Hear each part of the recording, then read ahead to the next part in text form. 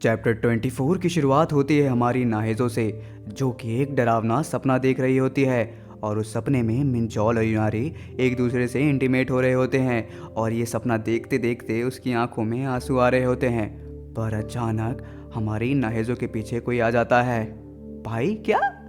मिंचौल? नहीं यार, मिंचौल कैसे आ सकता है? खैर, फिर जैसे ही नाहिजो पीछे देखने की कोशिश करती है तो वो उसकी आंखें बंद कर देता है और उसके साथ इंटीमेट होने लगता है। होली शीट, तुम समझ रहे हो कौन है? तुम समझ रहे हो ना?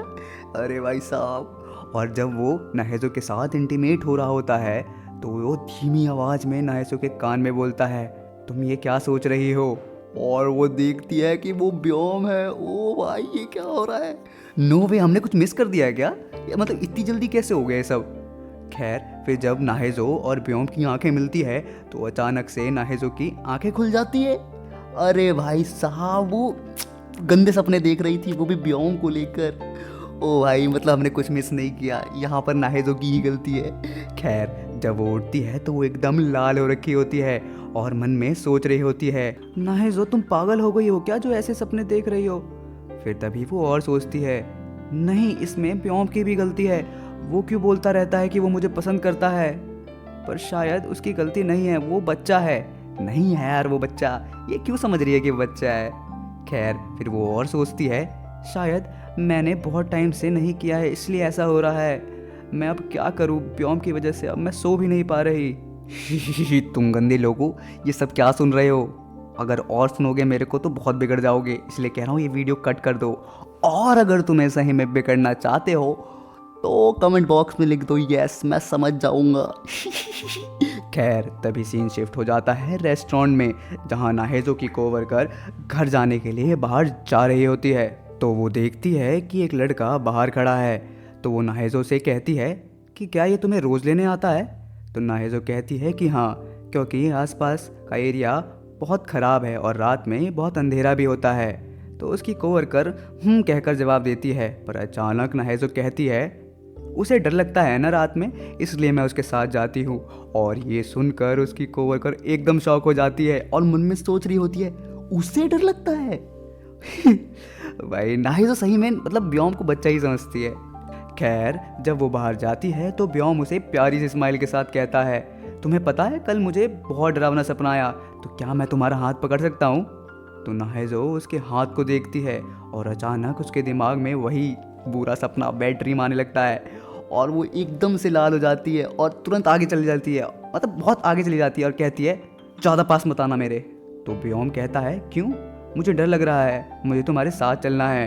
तो नाहिजो कहती है, पागल, इसलिए तो मैं तुम्हारे साथ हूँ, पर मेरे ज़्यादा पास मत आना। तो व्योम उसे देखने लगता है और शायद कहीं ना कहीं उसे पता चल जाता है कि नाहिजो शर्मा रही है, और वो भी किस वजह से, उसे बस ये डाउट होता है। तो वो कहता है, ठीक है, मैं तुम्हारे पीछे रहूँगा, पर एटलीस्ट मैं तुम्हारा हाथ पकड़ लूँ। तो नाहिजो सोचने लगती है और कहती है, इधर आओ, साथ में चलो। और थोड़ा सा और आगे चलने के बाद कहती है, तुम इतने बड़े हो गए हो और अभी भी डरते हो। तो व्योम बस उसे देखता रहता है। फिर सीन शिफ्ट हो जाता है और हम किसी आदमी को अकेला खड़ा देखते हैं। तभी अचानक उसके पास कोई आदमी आता है और सर झुका के कुछ बोल के चला जाता है। फिर हमें पता चलता है कि ये आदमी व्योम का फादर है। वो भाई, दोनों कितने सेम दिखते हैं भाई, मुझे इस बंदे का इंतजार था। ये है असली खतरनाक आदमी इस पूरे सीरीज में। खैर, फिर दूसरा सीन होता है जहां हम किसी लड़के को एक एयरपोर्ट से निकलता हुआ देखते हैं, जो कि कुछ प्ले बॉय जैसे कपड़े पहन रखे होते हैं। और जैसे वो आ रहा होता है तो वो कहता है, कई साल हो गए हैं यहाँ आए हुए, खैर चेयरमैन ने हमें इस बार कैसे याद कर लिया, और वो बास्टर्ड कैसा है?